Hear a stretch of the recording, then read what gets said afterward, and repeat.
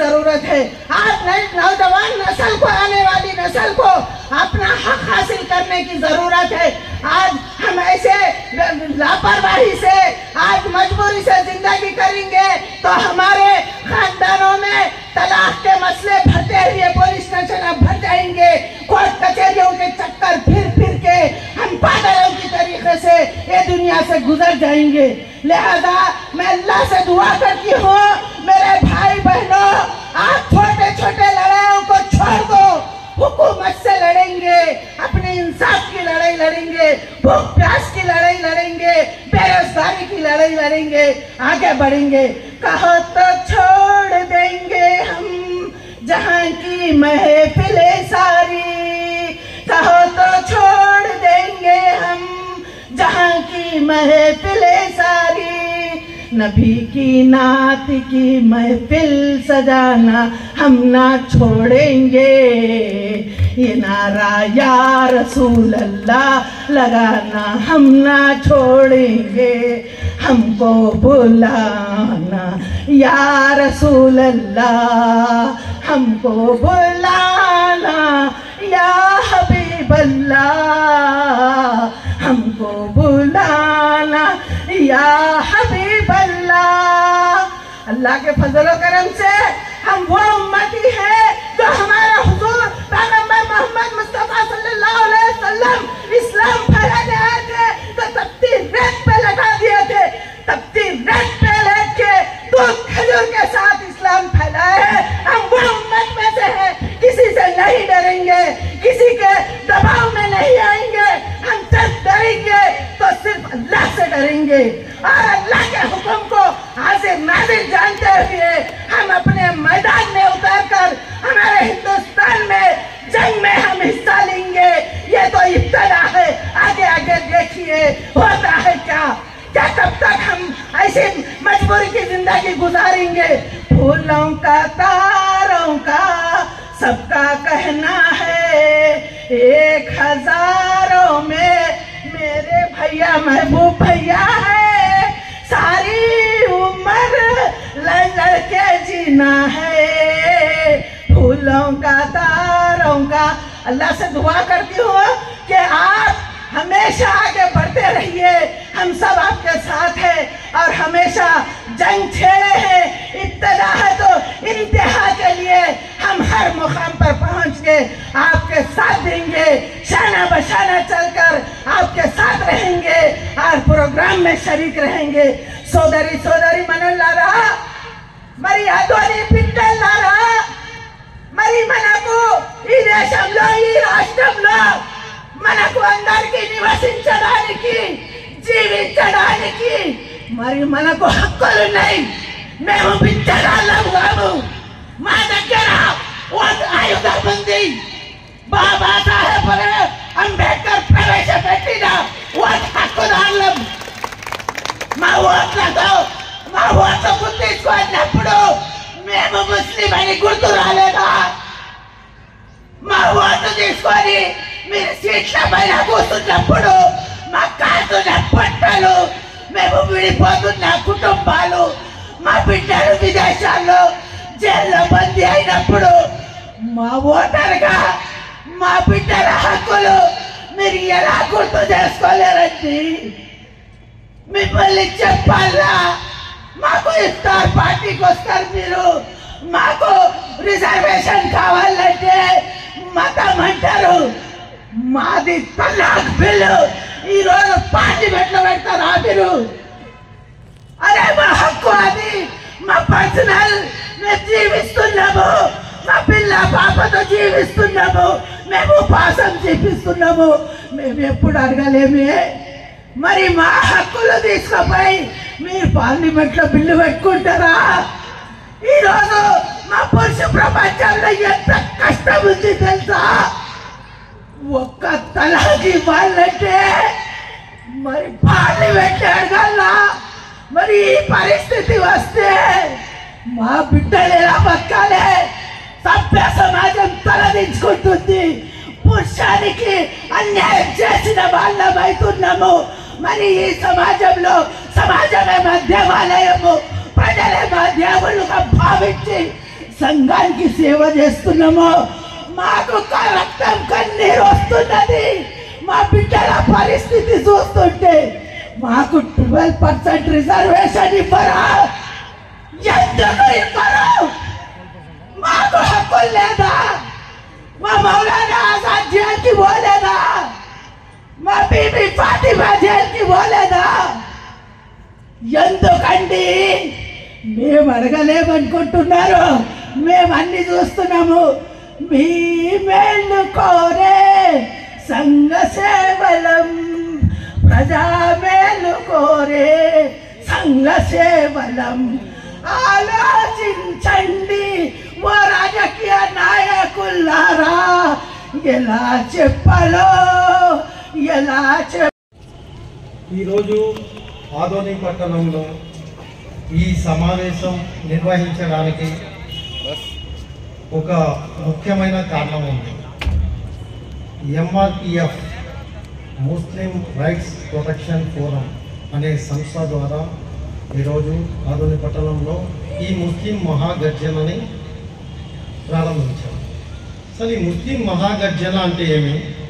అసలు ఈయన ఎందుకు ప్రారంభించాడు అంటే ఏమన్నా రాజకీయ ఆలోచన ఉందా, అంటే వేరే దురుద్దేశం ఏమన్నా ఉందా అనే సతమతమవుతున్నారు చాలామంది. కొంతమంది ప్రజలు అవుతున్నారు, కొంతమంది రాజకీయ నాయకులు అవుతున్నారు, కొంతమంది మన ముస్లిం సోదరులు కూడా అవుతున్నారు. ముఖ్యంగా ఈరోజు మన భారతదేశంలో చూసుకుంటే అతి దారిద్ర్య రేఖ కన్నా దిగువ స్థితిలో ఉండే వాళ్ళు ఎవరంటే కేవలం మన ముస్లిం సోదరులే. నా వ్యాపార నిమిత్తం నేను భారతదేశంలో ప్రతి ఒక్క రాష్ట్రంలో తిరుగుతూ ఉంటాను. ప్రతి రాష్ట్రాల్లో అందరికన్నా దరిద్ర స్థితిలో, అదేవిధంగా పేదరికంలో, అంటే 100కి ఒక 10 మంది ఉండొచ్చు కోటీశ్వర్లు. ఇక్కడ మన దగ్గర ఉండే వాళ్ళు ఒక 10 మంది ఉండొచ్చు, నాలాంటి వాళ్ళు కొంతమంది ఉండొచ్చు. కానీ 90% మంది పేదరికంలో సతమతమైపోతున్నారు, ఇబ్బందులు పడుతున్నారు. వాళ్ళు పిల్లలకి ఆఖరికి చదువులు చొప్పించుకోలేని స్థితిలో ఉన్నారు, వాళ్ళ పిల్లలకి పెళ్లిళ్ళు చేయలేని స్థితిలో ఉన్నారు. ఇలాంటి స్థితిని చూసిన తర్వాత ఒక్కసారి ఆలోచించాము. ఇప్పటి వరకు మనం ఎంత సంపాదించాము అనేది కాకుండా ఎంతమందికి సేవ చేసామనే ఉద్దేశంతో ఈ ముస్లిం మహాగర్జన అనే దాన్ని ప్రారంభించాము. దీనికన్నా ముందు చాలా సోషల్ సర్వీసెస్ చేసేవాడిని. కరోనా టైంలో కొన్ని లక్షల రూపాయలకి పేదలందరికీ కిట్లు తయారు చేసి డిస్ట్రిబ్యూషన్ చేశాము. దాంట్లో మత భేదాలు లేకుండా అందరికీ డిస్ట్రిబ్యూషన్ చేశాము. దాని తర్వాత మన సోదరులు ఎందుకు ఇలా అయిపోతున్నారు అంటే మన దగ్గర ఏమీ లేదా, అంటే ఎంతమందికి సాయం చేయగలుగుతాను నేను? 1 కోటి రూపాయలు చేయగలుగుతానా, 2 కోట్లు చేయగలుగుతానా? సరే, ఎంతమందికి సరిపోతుంది ఇది? కేవలం కొంతమందికి. తర్వాత నేను కూడా అడుగునే స్టేజ్కి వచ్చేస్తాను. సో ఇలా కాకుండా మన సోదరులకి ఎందుకు ఇబ్బంది పడుతున్నారు, మన ముస్లింలు ఎందుకు అభివృద్ధి చెందలేకపోతున్నారు అనే దానిపైన ఒకసారి ఆలోచిస్తే, రాజకీయము మనం వస్తే ఏం చేయలేము. ఎందుకంటే నేను ఒక రాజకీయ నాయకుడు అయిపోతే ఏం చేయగలుగుతాను? పైన వాళ్ళు ఏం చెప్తే శిరస వహించాలి. అలా కాకుండా మన ముస్లిం సోదరుల కోసం మనం ఒక సంస్థని స్థాపించి నా చేతైనంత వరకు సహాయం చేసుకుంటూ, అదేవిధంగా ఎలాంటి లబ్ధి మన సోదరులకి ప్రభుత్వం ద్వారా అందించాలా, అలాంటివి ఏమేమి ఉన్నాయి అనే దానిపైన ఒకసారి సెట్ చేసుకున్న తర్వాత కేవలం మన ముస్లింలు ఓట్లు మాత్రమే లబ్ధి పొందుతున్నాం, మిగతావి జీరో. ఈరోజు ఎలాంటి అభివృద్ధి లేదు. మన ముస్లిం సోదరులు ఎక్కడ వేసిన గొంగలి అలాగే ఉంది. మన ఒక కవి గారు చెప్పినట్టు, ఏ దేశం ఎదిగినా ఏమున్నది గర్వకారణం అన్నట్టు, ఏ నాయకుడు వచ్చినా మన బ్రతుకులు ఇదే విధంగా పడుకుంటున్నాయి. ఎవరు అభివృద్ధి చెందట్లేదు, పేదరికంతో సతమతమైపోతున్నారు. సో ఇలాంటి వాళ్ళ కోసం మనం ఏం చేయాలా అనే ఆలోచనతో MRPF అంటే ముస్లిం రైట్స్ ప్రొటెక్షన్ ఫోర్స్ అని మా మేధావులు కొంతమంది, అదేవిధంగా మా సోదరులందరితో కలిసి ఒక MRPFని స్థాపించాము. స్థాపించిన తర్వాత ఈ నెల 11వ తారీఖు కర్నూలు పట్టణంలో మహాగర్జనని ప్రారంభించాము. ఒక విధంగా చెప్పాలంటే ఈ మహాగర్జన స్థాపించిన తర్వాత బాధపడాల్సిన విషయం ఉంది, సంతోషదగ్గ విషయం ఉంది.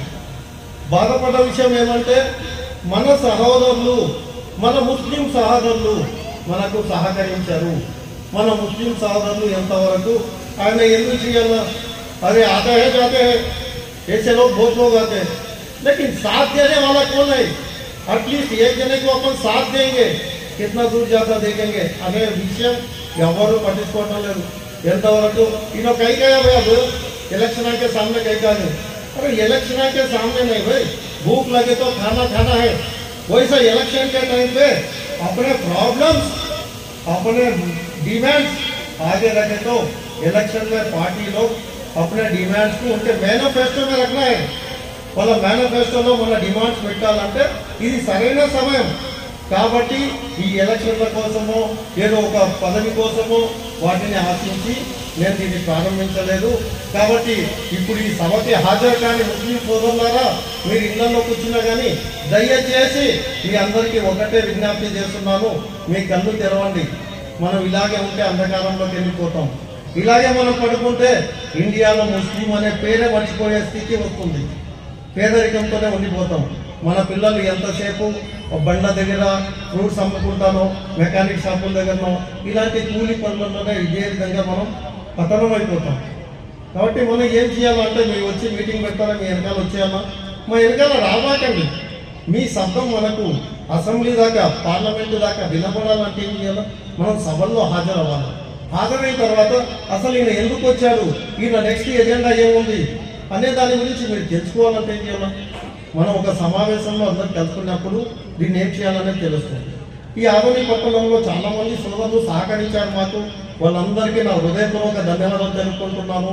చాలామంది సహకరించలేదు, వాళ్ళకు కూడా హృదయపూర్వక ధన్యవాదాలు తెలుపుకుంటున్నాను. ఎందుకంటే अल्लाह ताला उनके दिल में भी हुक्म के नेक्स्ट मीटिंग तक उन लोग भी साथ में आके अपना जंग लड़ने के लिए हुक्म बोल के अल्लाह ताला को मैं दुआ करता हूँ. అదే విధంగా ఇప్పుడు మన మెయిన్ ఎజెండా ఏంటి? మనం పేదరికంలో ఎదుర్కొంటాం. మన ఆస్తులు 315 సంవత్సరాలు నవాబుల మనం, అంటే ఈ భారతదేశాన్ని 315 సంవత్సరాలు మన నవాబులు పరిపాలించారు. నామ్కు నవాబ్ గర్మే గరీబ్ అన్నట్టుంది మన పరిస్థితి ఈరోజు. అంటే ఆ నవాబులు అయిపోయిన తర్వాత బ్రిటిష్ వాళ్ళు వచ్చారు. బ్రిటిష్ వాళ్ళు వచ్చిన తర్వాత 1947 స్వాతంత్రం తేవడం కోసం ఎంతోమంది అమరులైనారు. ఆ అమరులలో మన ముస్లిం సోదరులు చాలామంది ఉన్నారు. కానీ వాళ్ళు తెర వెనకనే వెళ్ళిపోయారు, కానీ ఎవరు తెర ముందుకు రాలేదు. అలాంటి మహిళలు కూడా ఉన్నారు. ముస్లింలు మన మహిళలు కూడా స్వాతంత్ర పోరాటంలో వాళ్ళు యుద్ధంలో పాల్గొని ప్రాణాలు అమరులైనారు. ఆ తర్వాత మనకి స్వాతంత్రం వచ్చింది. స్వాతంత్రం వచ్చిన తర్వాత రాజకీయ లబ్ధి కోసం మన దేశాన్ని రెండుగా చీల్చారు. ఆ రెండుగా చీల్చినప్పుడు ఇక్కడి నుంచి వలస వెళ్ళిపోయిన ముస్లింలు పాకిస్తాన్లు. మనం పాకిస్తాన్ నుంచి ఇండియాకి రాలేదు, మనం ఇక్కడే పుట్టాం. మన తాతలు ముత్తాతలు ఇక్కడే పుట్టాం, ఇక్కడే చచ్చిపోయారు, మనం ఇక్కడే పెద్దోళ్ళమైనాం. కానీ హక్కుల్లో మటుకు మనం వెనకాల ఉన్నాం. అంటే మైనార్టీలు అల్పసంఖ్యాకులు అయిపోయినాం. ఈరోజు మనం ఇంతమంది ఉంది, 40 నుంచి 50 కోట్ల జనాభా ముస్లింలు ఉన్నారు ఈరోజు, కానీ అల్పసంఖ్యాకులు. పోనీ మన వాదన ఎవరన్నా, మన వాయిస్ వినిపించడానికి అసెంబ్లీలో ఎవరన్నా పోతారా అంటే మనకు సీట్లే ఇవ్వరు. అంటే మన వాళ్ళు ఎవరు మేధావులు లేరనేది మన రాజకీయ నాయకుల ఉద్దేశం. సరే, వచ్చినా కానీ వాళ్ళు దీన్ని ముందుకు తీసుకుపోవట్లేదు. అలాంటి పరిస్థితులలో 66,000 ఎకరాలు ఒక్కోడ్ ఆస్తి కేవలం మన ఆంధ్రప్రదేశ్లోనే ఉంది. ఈ 66,000 ఎకరాలలో 30,000 ఎకరాలు మన కర్నూలు జిల్లాలో ఉంది. ఈ కర్నూలు జిల్లాలో మన ఆదోనిలో కూడా దాదాపు కొన్ని 100,000 కోట్ల ఆస్తులు ఉన్నాయి. కానీ ఒక్కోడ్ ఆస్తులన్నీ ఏమైపోతున్నాయి? ఎవరో ఒకరు వస్తున్నారు, దొంగ సర్వే నెంబర్లు వేసుకుంటున్నారు, దాంట్లో వాళ్ళు ఆక్యుపై చేసుకుంటున్నారు. కానీ దీన్ని ఎలా తెచ్చుకోవాలో మనం అనేది ఒక ఎత్తు అయితే, మిగిలిన భూమి ఏదైతే ఉందో ఆ మిగిలిన ఒక్కోడ్ భూమిని మనం కాపాడుకోవడం కోసం ఈ గర్జనని లేవనెత్తినారు. అంటే మన మిగిలిన ఒక్కోడ్ భూముల్లో కాంప్లెక్స్లు కట్టండి, కాంప్లెక్స్లు కట్టి మన ముస్లిం సోదరులకి రెంట్కి ఇవ్వండి అనేది మన మొదటి అజెండాలో మొదటి పాయింట్ పెట్టుకున్నాం. దీనివల్ల ఏమవుతుంది, మన ఒక్కోడ్ ఆస్తులు సంరక్షించుకోగలుగుతాం. అదేవిధంగా కబ్జా అయిన భూముల్ని రిటర్న్ తీసుకోవడానికి కూడా యుద్ధం చేస్తాము, దాన్ని కూడా వదలం. దాని తర్వాత మన రెండవది ఏమంటే, ఈరోజు కొన్ని పార్టీలు మనకేం చేస్తున్నాయి, దుల్హన్ పథకం అంటే మన ఇంట్లో వివాహం కావాల్సిన అమ్మాయికి పెళ్లి చేయాలి. ఇస్తున్నారు, సంతోషం, వాళ్ళకి కృతజ్ఞతలు తెలుపుకుంటున్నాం. కాకపోతే కండిషన్స్ అప్లైడ్ అన్నట్టు 10వ తరగతి పాస్ అయితేనే అమ్మాయికి దులాన్ పథకం వస్తుందంటారు. మన పేదరికంలో ఉన్నాము, మన ఇంట్లో 5 మంది 6 మంది పిల్లలు ఉన్నారు, వాళ్ళకి చదువుకునే స్థితిలో లేము. మన ఎడ్యుకేషన్లో కూడా దాదాపు 2-3 స్టేజీల కన్నా ఎక్కువ లేము పర్సెంటేజ్లో. ఇలాంటి పరిస్థితులలో మన పిల్లలని చదువుకోలేము. అంటే 10th క్లాస్ చదువుకోని అమ్మాయి ఓటు వేయచ్చు, ఆ ఓటులో మీరు పాలకులు కావచ్చు, కానీ 10th క్లాస్ చదవలేదంటే మీరు దులాన్ పథకం ఇవ్వరు. ఇది ఎంతవరకు సమంజసం అనేది నేను ప్రశ్నిస్తున్నాను. ఇలాంటి సమస్యల కోసమే ఈ ముస్లిం మహాగజంలో పెడుతున్నాము. ఈ ముస్లిం మహాగజంలో ఇది ఒకటే కాకుండా మన వెల్ఫేర్ ఫైనాన్స్ కార్పొరేషన్, అంటే వెల్ఫేర్ ఫైనాన్స్ కార్పొరేషన్లో మన ముస్లిం సోదరులకు ఏమీ లబ్ధి పొందడం లేదు. కోట్ల రూపాయలు వస్తున్నాయి, ఎక్కడికి పోతున్నాయి ఎవరికి తెలియదు. అంటే అడగం, మనకు భయం, మనం ముందుకు రాము, ముందుకు వచ్చినోటికి సహకరించాము. ఇది మన ముస్లిం వాళ్ళు జరుగుతుండేది. సో ఇలాంటి సమస్యలు ఇవే కాకుండా ఇంకా చాలా సమస్యలు ఉన్నాయి మనకు. మన పిల్లల చదువుల కోసం ఉర్దూ యూనివర్సిటీ లేవు, ఉర్దూ కాలేజీలు లేవు. ఒక్కోటి భూముల్లో ఉర్దూ కాలేజీలు కట్టండి, గవర్నమెంట్ హాస్పిటల్ కట్టండి మా ఉర్దూ ఒక్కోటి భూముల్లో. దానివల్ల లాభం వస్తుంది, ప్రజలకు కూడా హెల్త్గా చూసుకోవచ్చు, ఎడ్యుకేషన్గా కూడా డెవలప్ అవుతుంది. కానీ ఇలాంటివే మేము ఎజెండా పెట్టుకొని ముందుకు వచ్చాము తప్పనించి దీనివల్ల వచ్చి ఏదో రాజకీయ లబ్ధి పొందాలా లేదా ఏదో మాకు డబ్బులు కావాలా అనే ఉద్దేశంతో రాలేదు. ఇదే విధంగా మనకేమంటే మన డిమాండ్లలో మనం ముఖ్యంగా మనం అడిగేది ఏమంటే మనలో ఒక మేధావుల్ని ఎవరినన్నా ఏ గవర్నమెంట్ వచ్చినా కానీ ఒక బోర్డుకి సంబంధించిన ఒక అధికారితో పాటు మన ఒక మేధావుని అక్కడ నియమించండి అంటున్నాం. అదేవిధంగా ఒక బోర్డులో ఎవరో ఒక లేడీని కూర్చోబెడతారు, లేకపోతే ఎవరో ఒక పాత ఆఫీసర్ని తెచ్చి కూర్చోబెడతారు, 2 ఇన్స్పెక్టర్లు ఉంటారు. వాళ్ళు అడిగితే ఏమంటారు, సార్ మేము పోలేము అక్కడ పోతే భయం. అంటే భయపడితే ఒక బోర్డులో ఉండే అధికారులను కూర్చోబెట్టడానికన్నా గ్రూప్ 2 గ్రూప్ 1 ఆఫీసర్లు ఎందుకు పెట్టరు, వాళ్ళని పెట్టాలని మనం అడుగుతున్నాం మన డిమాండ్లలో. అదేవిధంగా గురుకుల పాఠశాల లాంటి పాఠశాలలు పెట్టండి, మన పిల్లలకు కూడా ఎడ్యుకేషన్ డెవలప్ అవుతుంది, వాటిపైన అడుగుతున్నాం. కానీ ఇలాంటివన్నీ సమస్యలు మన దగ్గర పెట్టుకున్నాయి. మనం ఎందుకు ముందుకు రావట్లేదు అనేది ఒక రకంగా బాధాకరంగా ఉంది, ఇంకో రకంగా కొంతమందిలో వస్తున్నారు. సో అదేవిధంగా ఈరోజు ఈ ఎంఆర్పిఎఫ్ యొక్క మెయిన్ ఎజెండా ఏమంటే ఈ రాష్ట్రంలో ప్రతి ఒక్క జిల్లాలో మేము ఒక్కొక్క కమిటీ వేస్తున్నాము. ఆ కమిటీలతో పాటు ప్రతి ఒక్క మండలంలో ఒక్కొక్క కమిటీ వేస్తాము. ఈ కమిటీల్లో కానీ ఈ మన జిల్లాలో వేసిన కమిటీలో కానీ ఎవరి దగ్గర పోయి మేము ₹1 చేయి సాపము, ₹1 అడగము. మా సొంత డబ్బులతోనే మేము ఈ కమిటీలు వేస్తాము.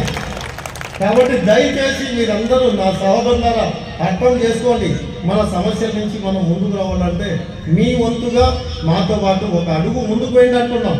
మీకు సాయం అడగడానికి మేము రాలేదు. మనం 100 మంది 1000 మంది 1,00,000 మంది అయినప్పుడు ఆటోమేటిక్గా ఏమవుతుంది, రాజకీయ నాయకులు కానీ ప్రభుత్వాలు కానీ దిగి ముందుకు వస్తాయి మన దగ్గరికి. మనం పోరాడేది ఒక్కదాని కోసమే, మన సమస్యలు, మన బాధలు, మన హక్కులు. ఈ మూడింటికి తప్పనించి మనం దేని గురించి కూడా పోరాడట్లేదు. మాకు కావాల్సింది కేవలం మా బాధలు, మా కష్టాలు, మా హక్కులు. ఈ మూడే మా డిమాండ్లు. ఈ డిమాండ్లు తీసుకున్న ఈరోజు గర్జనతో ఆదోనికి వచ్చాము. మళ్ళీ మేము వస్తాము ఆదోనికి. మళ్ళీ కమిటీ నిర్ణయించే రోజు దయచేసి మేము ఇచ్చిన పాంప్లెట్లలో కూడా నెంబర్లు ఉన్నాయి. మీ సోదరులు ఎవరన్నా కానీ మాతో పాటు చేయి కలపాలనుకుంటే, ఈ కమిటీలో మీరు కూడా పాల్గొనాలనుకుంటే మీరు కూడా మాకు ఫోన్ చేయండి. ఈ కమిటీలో మిమ్మల్ని కూడా తీసుకుంటాము. అదేవిధంగా నేను ఈరోజు కలిసినప్పుడు ఇక్కడ ఒక బ్యాంకును చూశాను, కోఆపరేటివ్ సొసైటీ. చాలా హ్యాపీగా ఫీల్ అయ్యాను నేను.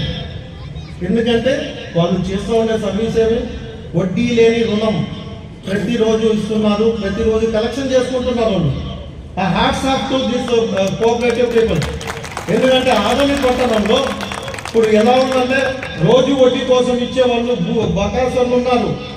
వాళ్ళు ఏం చేస్తారు, డబ్బులు ఇచ్చిన తర్వాత ఆ డబ్బులు కట్టకపోతే ఇంట్లో సామాన్లు ఎత్తుపోతున్నారు, మహిళల పరంగా చాలా నీచంగా ప్రవర్తిస్తున్నారు. అలాంటి స్థితిలో ఈరోజు ఆదోనిలో చాలా సంతోషపడ్డాను మేము. ఆ బ్యాంకుకు విజిట్ చేసినప్పుడు కూడా వాళ్ళు కూడా చాలా మంచి సర్వీస్ ఇస్తున్నారు. అలాంటి సర్వీసులు ఇంకా కావాలనుకుంటే మనం అందరం ఏకం కావాలా. మన హాస్టల్ని, మన హక్కుల్ని మనం కాపాడుకుంటే తప్పకుండా సక్సెస్ అవుతామనేది నా నినాదము. అదేవిధంగా మీకు ఇంకొక చిన్న రిక్వెస్ట్ చేస్తున్నాను, దయచేసి మీరు ఈరోజు ఈ మీటింగ్ యొక్క ముఖ్య సందేశం ఏమనేది మీ ఆదోని ప్రజలకి తెలియజేయండి.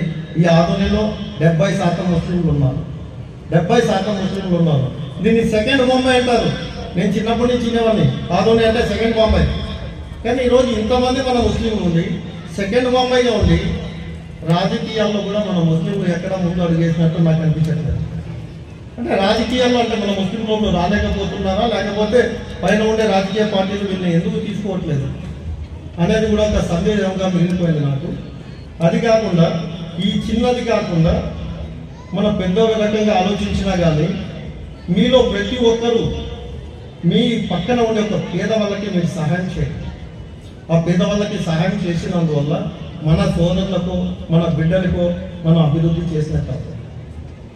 ఇదే విధంగా మీ అందరూ ఒకటే, నేను లాస్ట్గా ఎందుకంటే సమయం చాలా ఎక్కువైపోయింది, మాతో పాటు వచ్చిన ప్రతి మిత్రులు కూడా మీకు కొన్ని సందేహాలు వాళ్ళ యొక్క ఇన్ఫర్మేషన్ మీకు పంచుకోవాలి కాబట్టి లాస్ట్గా ఒకటే నేను చివరిగా మీ అందరికీ రిక్వెస్ట్ చేసుకుంటున్నాను, దయచేసి మన ముస్లిం సోదరులారా, మనము ఒక నవాబులుగా పెరిగినాము, నవాబులుగా ఉన్నాము, నవాబులుగానే చచ్చిపోతాము.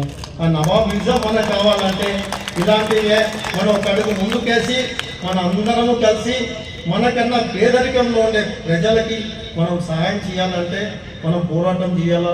మన పోరాటం అంటే ఏదో కత్తులు పట్టుకొని ఇద్దరికి పోవడం లేదు. మన పోరాటం, మన వాణి, మన వాయిస్ పైన ఉండే రాజకీయానికి వినబడాలా. ఆ ఉద్దేశంతోనే ఈ కార్యక్రమాలు మేము చేస్తున్నాము. కాబట్టి ప్రతి ఒక్కరు ఈ కార్యక్రమాల్లో మీరు కూడా పార్టిసిపేట్ చేయవలసిందిగా కోరుకుంటున్నాము. Thank you.